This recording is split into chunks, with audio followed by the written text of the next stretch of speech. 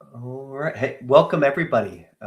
Excited to have folks join us for a little bit of a later afternoon edition of one of these reversion speak with a merchant, speak with a brand webinars that we're doing. I'm really excited to have folks here today. Today, Wednesday for me, actually, our guest is it's Thursday for you, Jerome. Today we've got Jerome from Into the AM joining us today. Um, Jerome, thank you so much for your time and being willing to accommodate and join me today. Of course, my pleasure. Refreshing has been a great help with Into the AM, and it's time to give back. Awesome. Would really appreciate to hear that. Not a required plug to be on the webinar either.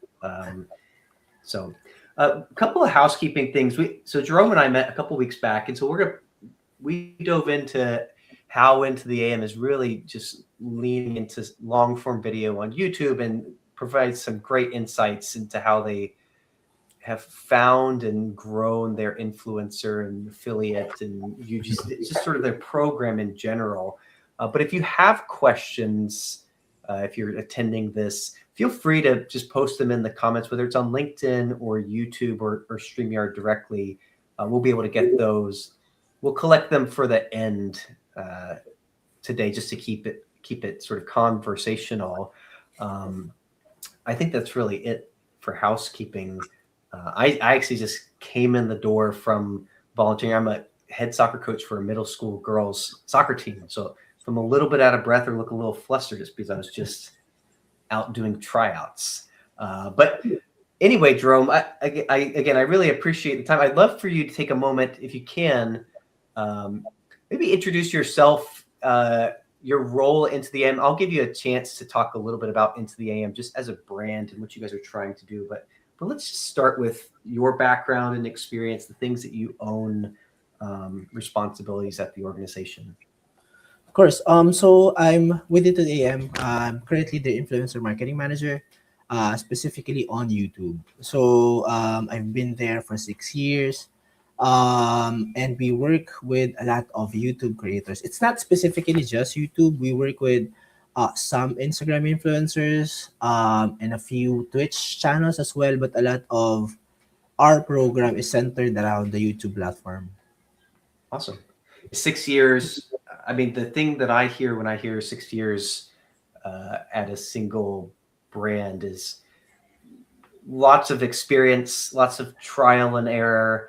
Yeah. Hopefully, maybe the benefit of folks here that can avoid hurdles that you would say, oh, yeah, we did this, not that, which I think is just, it's awesome to be able to be at an organization and see how things mature and grow, both as a brand, but then also like the program, of course, too, but the brand piece too.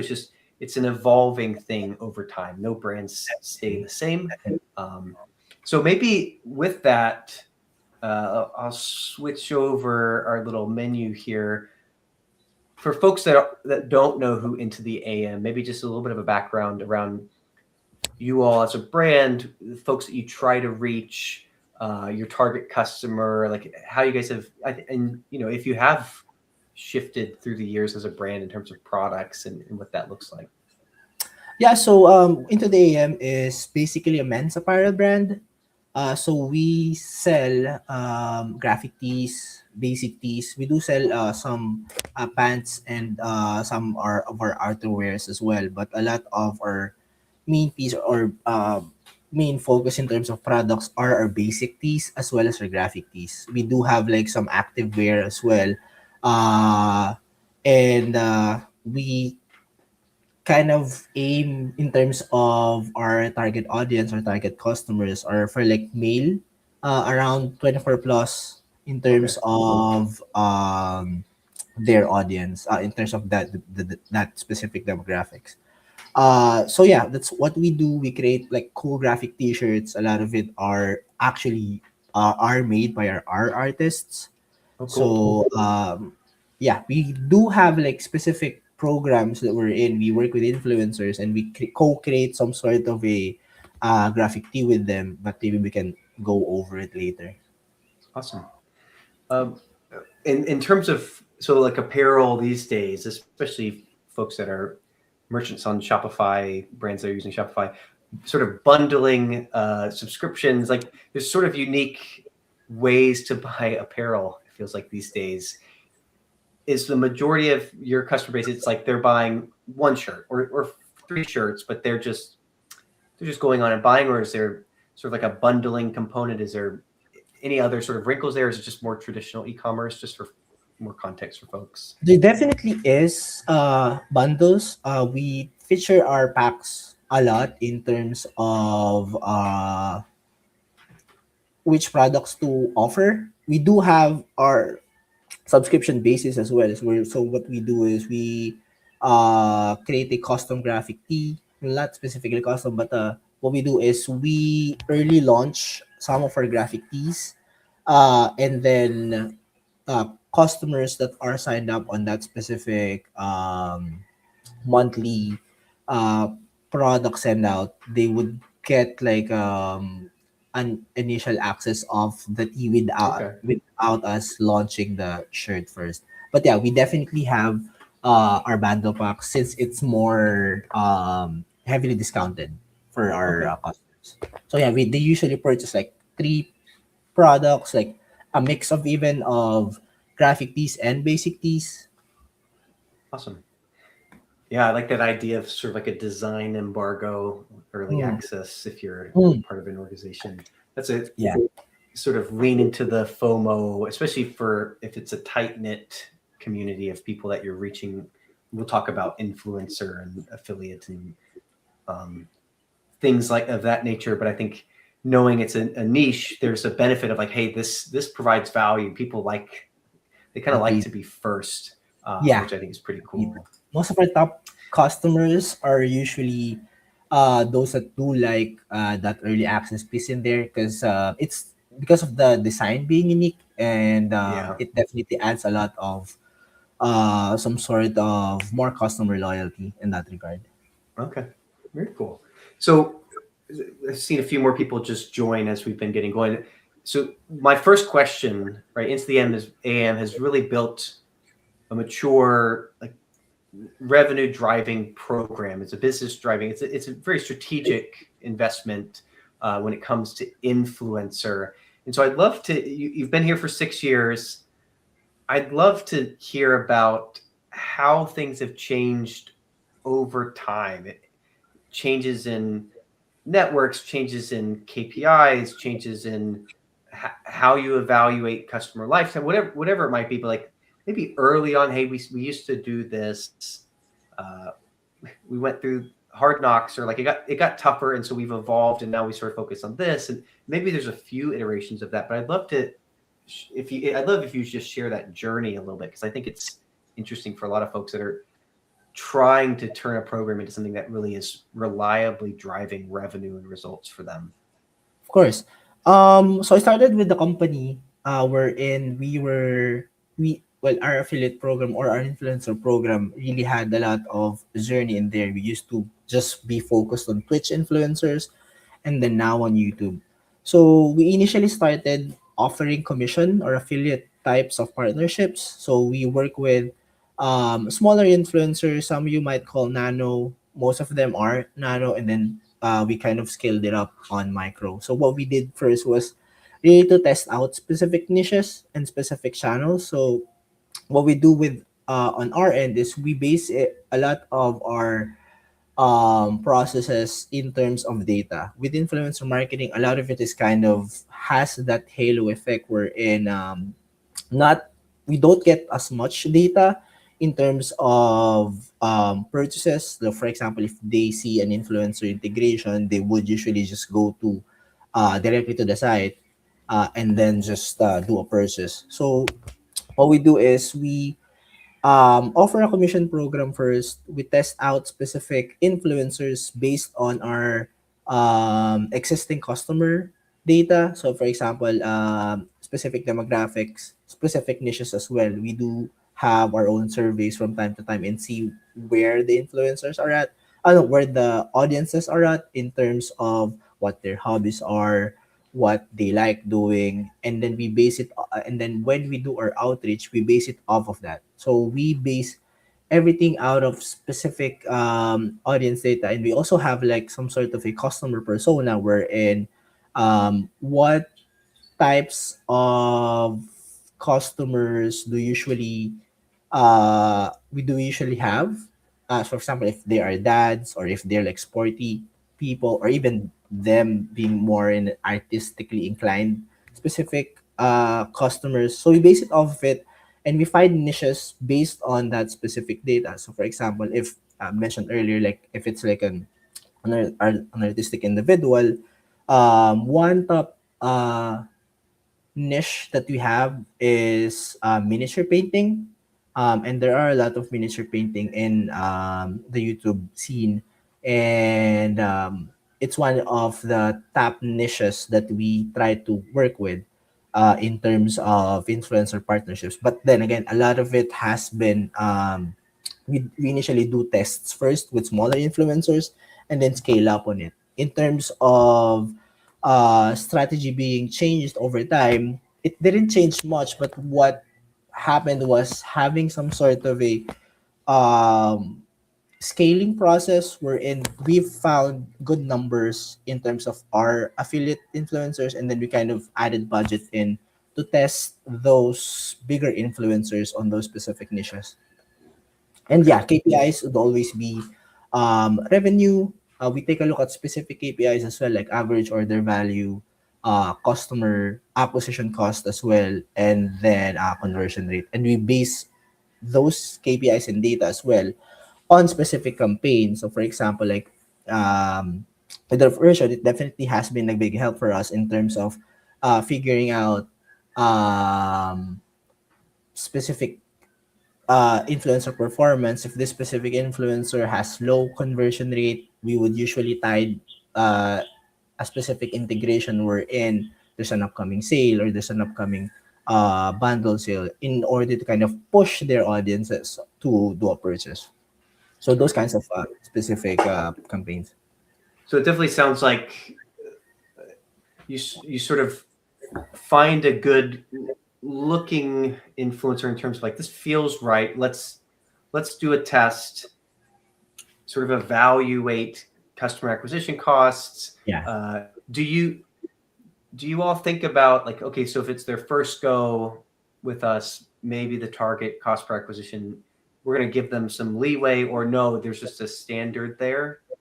Or do you go, hey, they're at $40, we want them at 24, but I think that we can do something with this. How do you guys think about that? It's usually based on customer influencer niches as well as how the influencer creates their content. So we initially do a test first. Of course, we base it off of revenue and then ROAS as well, and that's with our flat fee opportunities. For commission influencers or affiliate influencers, we do base it off of link clicks as well. So Okay. if a specific influencer reaches a specific link, number of link visits, we would usually do another test integration with them, and then going back to a specific campaign, specific um, integration wherein we would tie it in on a specific uh, product launch or even a specific sale that's coming out. That's a cool, it's a cool wrinkle to think about. Hey, they seem to be doing a good job of effectively driving people Yeah. through, right? They're driving action. People aren't buying, but they can't buy if they don't drive action. So maybe there's something that we can do to motivate them on the product front. I think that that's a really compelling way to, because you can sometimes get trapped in just ROAS, but sometimes it might be that your site or your product or the thing that you're doing is the issue, but like the person is driving the right person that you want. And so it's like, how do we address that? I think that's a really cool notion. Do you also think about, people that, hey, we're going to retarget them now, or they gave us an email, so like we know that email is going to drive value too. So even if maybe this goes into that click volume, it's like even if we're not getting purchases, like they're doing things that we can throw them into other funnels that we can Yes. then do what the marketing's supposed to do. Yeah, most definitely. Our program or our brand is well aligned in terms of that process. So if we, like for example, if they got a specific audience would click on a specific link, they would be targeted through pixel targeting and have Okay. it in Facebook ads or Meta ads as well. And if we do get like their email, they'll definitely get some sort of drip email campaigns when they do sign up. So a lot of it is kind of a halo effect in terms of Yeah.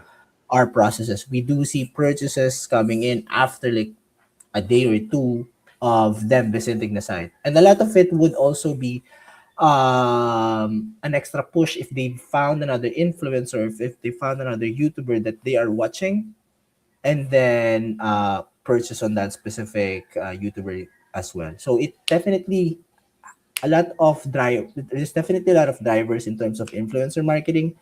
But a lot of what we do is to make sure the influencer initially would love the product. So a lot Okay. of the things that we do is we do an initial sample first in terms of testing, have them try the product first. Is it something that they think they would go behind with their audience, and then kind of negotiate our way into it. Okay. Okay. Very cool. Shifting gears a little bit, I think one of the things that happened over the past few years was, uh, I mean, YouTube has never gone away, but Yeah. there became this rise of like short form video content, and Mhm. everybody's sort of all in on short form video content over the past few years. But YouTube continues to be what globally I think like the second or third largest search engine. It's still consumed, and so I think a lot of people when they think about influencer partnerships, they think I just need to get in a story. They're going to show my product, and then that's what it is. Or they're going to Mhm. post something and have a link in their bio, and that's what it will be. And this will be great. Long form video is very distinctly different. Yeah. And it's not like a jarring mid-roll ad on YouTube. It's like, how do you think about that integration? Because it becomes much more of an integration. How do you guys, or maybe how did you come to the way that you guys integrate now? Like, was there a learning curve of like, this is how we want to integrate? You had mentioned before, it's really important to have that fit with the influencer. Like, we send them a product, we want to make sure that this aligns, because otherwise it's sort of a waste of time. But how do you think about long form integration, what it should look like, what recommendations you see based off of the experience that you've had over the past 6 years? Yeah. We've made tests with YouTube Shorts. It's something that they've recently rolled out. The only problem with YouTube Shorts is the links aren't clickable, and Yeah. we try to get as much data as we can. We add in YouTube Shorts as some sort of a package deal if there are specific influencers that does long form content plus short form as well. But in terms of our program, we mainly focus on YouTube long form content, as it has that with YouTubers, we value a lot in terms of authenticity. With long form content, there definitely will be customers that are more drawn because they trust the specific influencer. And then when they talk about the product that the influencer would love, it would definitely come out when they create their integrations. By integration, it's them talking about the specific brand. So what we do usually is we try to place it on a pre-roll or a mid-roll of a specific video. And we definitely have evolved in terms of what we're looking for in terms of our influencer partnerships. But we try to make sure that there's specific um, deliverables on their end, like having a call to action, making sure that they add their links as well, and then making sure that the influencer is actually wearing it and proud to wear the product in terms of their usual content, or in terms of like majority of the integration. So we see YouTubers talking about their content, and then with the camera on, and then we have to make sure that they're still wearing the product so that it kind of resonates with their audience that this influencer actually does use this specific product, and it adds some sort of authenticity in it, and at the same time, trust for the audience. Okay. How do you manage production, like long form content, if they're actually creating the ad, right? They maybe haven't recorded what they're doing. They're sort of like showing you what they're going to do, or maybe they've recorded the video that they're going to make, and they're going to try to feather it in there. But how do you work with the influencer on reviewing the content, approving the content, tweaking the content? Is it maybe eventually you just kind of trust them if they drive results, but maybe early on you want to get in there a little bit more? How do you do that process, especially if it's multiple ads? I don't know if there's multiple touches that they'll bring up the product throughout the long form video, but how do you guys manage that production process and that integration process? To be honest, we give the ball to the influencers as we trust them. Okay. Most audiences would value, as mentioned before, authenticity. So we don't give out a script, but we do give ideas or plant seeds in terms of how they can talk about the products. As mentioned earlier, as well as we want the influencers to fall in love with the products and have their own thoughts into it. And when they uh, do create that ad integration, a lot of it would come out natural on how they would talk about the products. And these influencers are creative on their own. So we see um, out of the box types of content creation in terms of mentioning our products. And it definitely has been a big help for us in terms of um, helping the influencers have a better journey in terms of how they would talk about the product. So what we do is really just give them the ability to be creative, as long as it's not scathing or it's not controversial in any way. We usually Yeah. approve. Okay. Yeah. So you sort of you trust that, hey, they're motivated by this being successful, and so we're going to lean into them being successful. Do you often partner with creators and YouTubers that haven't done partnerships before, or is it almost like, do you try to find folks where you're maybe their first or second partnership, but you feel like they're just a really good fit, or do you tend to focus on folks that have a history of doing brand integrations, and you know that they at least understand the process? They're more, you know, commercially minded. I don't know if there's a better way of saying it. Where do you fall on that? Is it, you know, the earlier ones might be expensive, right? But maybe more risk. Where do you guys think? It depends. We base it off of data as well. It doesn't matter if they've done brand collaborations in the past, but as long as the niche and the demographics fit our target audience, we that's something that we let the influencers just go through. Uh, yeah, as mentioned earlier, these influencers are more inclined in terms of creativity. I would say that even smaller influencers that haven't done brand collaborations would tend to do well as well. Just because it's less, what do you call this? They haven't been featuring other products, Okay. which would mean that their audience might feel like this influencer is picky in terms of what they would put out there, Okay. and they wouldn't feel like this specific influencer is a sellout or whatever. But yeah, they with when it comes to influencer marketing on our end, we need to make sure that it's authentic. Like the partnership is authentic. They love the product, and it doesn't matter whether if they haven't worked with a specific brand yet. But a lot of it is because with influencers, they have their own take on how they would want to create their integration. Okay. The last sort of like planned question that I have, I'm curious about, is you have an ongoing sort of like evergreen campaign when it comes to relying on influencers as a channel.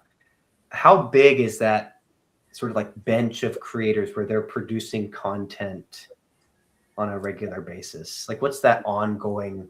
We're always going to get integrated in how many places? Do you mean like the number of influencers that we currently Yeah. work with?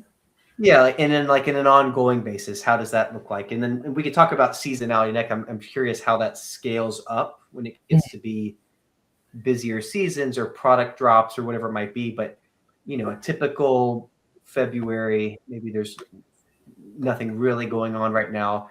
But you guys are running these programs. How many influencers are you typically just regularly partnering with a month? We work with got it.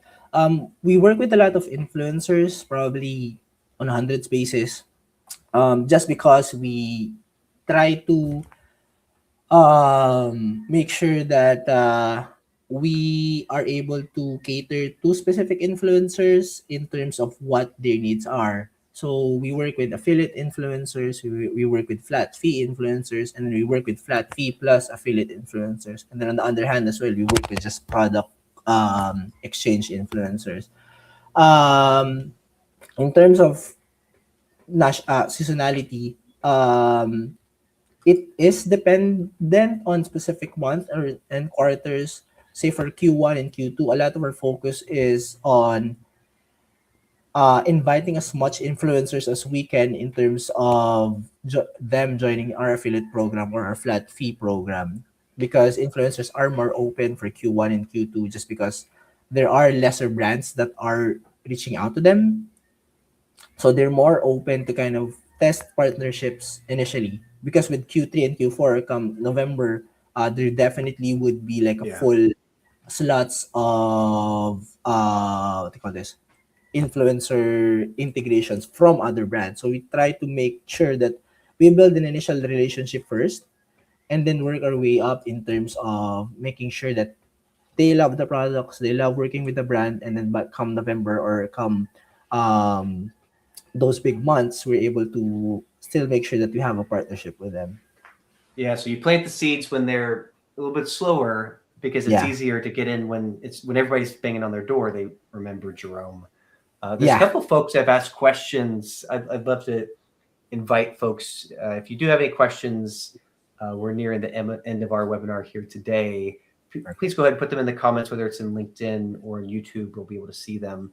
Marjorie asked, or maybe initially stated, we're just starting out working with YouTube influencers. Do you have a recommendation for flat fees plus commission or commission only when you're starting out? And I don't know what kind of brand. There might be some wrinkle of like if you're an established brand versus if you're a new brand, like what would drive that. So I don't know, however you would speak to that, but flat fees in commission or just commission only? It definitely would depend on your specific KPIs. Starting with influencers, you might not see revenue first or a return on investment as early. So I would say test with the lower budget first if you do have the budget for flat fee opportunities, as it would definitely help out. With commission influencers, that's a more safer approach in terms of you starting out, as there's lesser costs in there. But the only thing is it might be a little bit hard to kind of convince those influencers to test out the commission program. So a lot of it would depend on what products do you have, would it be valuable to the influencer, and then maybe give out a higher commission um number for those influencers and see where it goes. But it would definitely would depend. But on our end, what we did was test with commission influencers first. Reach out to influencers that we think are a good brand fit based on their niche, based on their content, and then see what would stick on specific niches. And then when we see a specific influencers that does do well, we use specific tools wherein we find lookalike audiences that are kind of are creating the same content as this specific influencer that does well in terms of commission, and then we find bigger influencers that are kind of similar to this and offer our flat fee opportunities. Okay. So you sort of use that initial success to go, okay, this seemed to work well. So now we can go with a flat fee, because a flat fee is ultimately just going to get more responses because Yeah, influencers want to know they're going to make money, because their integrations actually do take a lot more effort, especially when it's long form. yeah. So I think definitely we had a meeting, or we had a webinar a couple weeks ago with Autofluencer, and they deal with high ticket items. And some cases in certain industries, like commissions just don't even appeal to influencers. They'd rather pass on a discount code, or they want a flat fee and just help my users. So I think it really will depend on your industry and what you can do. But do know that commission only it's just harder to break through the noise, especially if you're a Yes, smaller brand. agreed. Definitely Yeah. agree on that. But there are specific influencers that would agree on the commission basis. But yeah, as mentioned earlier, creating content does take time, and most influencers do deserve them with them being paid in terms of a flat fee basis. But it has to be like a win-win situation for both the brand Yeah. as well as the customer, as well as the influencer. What we value with our influencers is we create um, long-term relationships. When we reach out to influencers, we try to make sure that when working with the brand, they're in for the long term, and not just one-off types of integrations.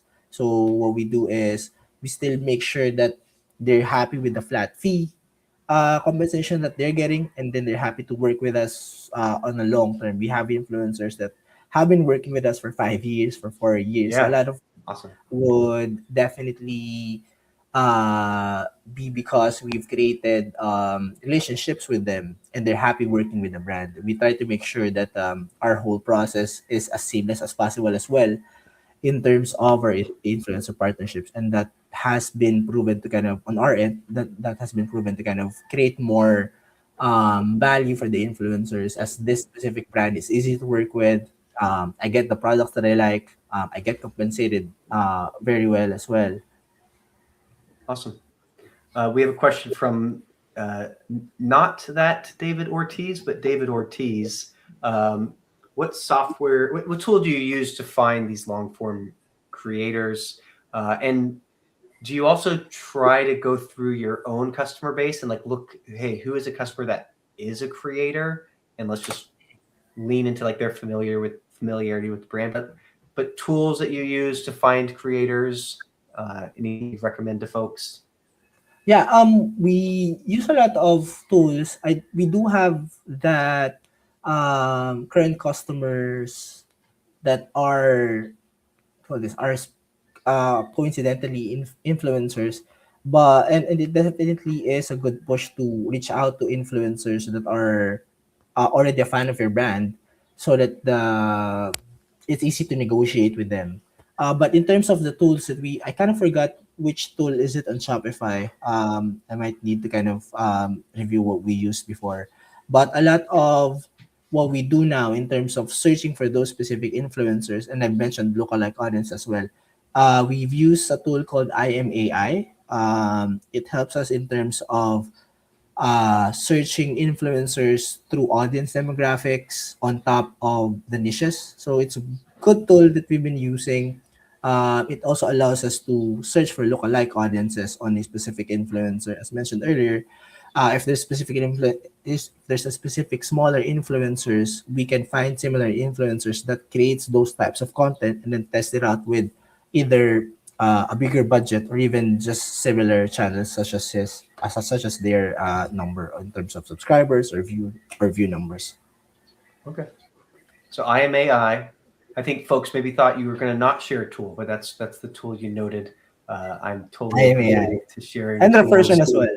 Yeah, Reversion, we're building out some functionality for finding relevant affiliates across the web, influencer or publisher. When you sign up and create an account, or if you're already a customer, just email us and we'll run it for you. I might I think this is probably the last question we have from Katie Wilson. If there's any other questions, get them in because we're going to wrap up here. What metrics, like what YouTube metrics, when you're looking at a creator, do you use to sort of predict success? So is it views? Is it likes? Is it comment rate? Is it none of those things and really just the topic and the audience relevance? What are the things that you look like to go from the outside? This person will be great, because I think probably most folks that want to work with YouTube influencers have experienced this, where you ask the influencer how, how much engagement did they get, or how do they do with their other brand partnerships? They're going to say amazing, right? So like, how can you see from the outside, these are some KPIs that we look at on the channel to think, yeah, this should be pretty good. Yeah, it definitely is a mix of those specific KPIs and specific metrics.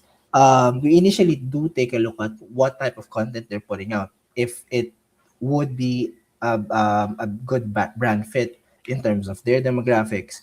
But in terms of numbers that you can see right out of the bat, it would always be their views.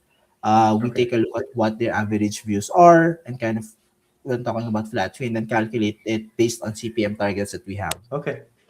Okay. Yeah. So almost scientific, right? We In need some ways, reach. yeah. We know what it should perform like. And then of course you can always spot probably anomalies in the video views of like, if it's really choppy, or if it, they Yeah, sort of came out of nowhere and had lots of views. Go ahead. yeah, sorry. Yeah, it usually would when there are like specific outliers. For example, there's the one video that did like a million, and then the average views of some videos are like 10K or 5K in views. We kind of take off that outlier just to make sure if like on an average, if it didn't do as well as that like a million views, we're still able to kind of Yeah. get a better reach or reach target in terms of influencers content.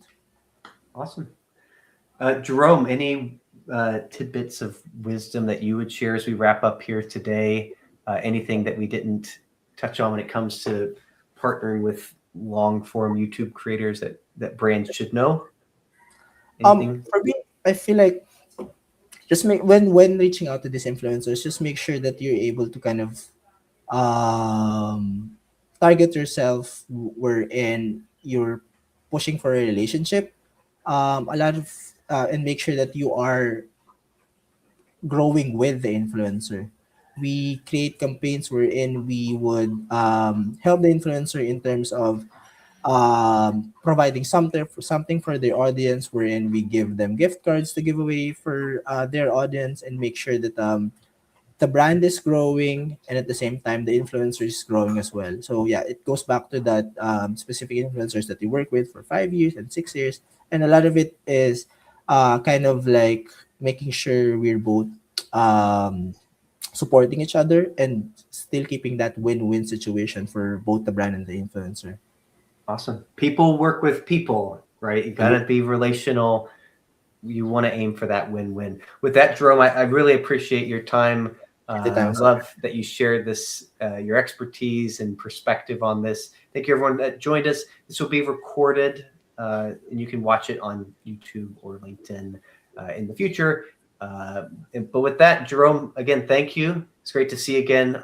Enjoyed our conversation, and we'll see everybody else around. Have a great one. Have a great day, guys. Bye.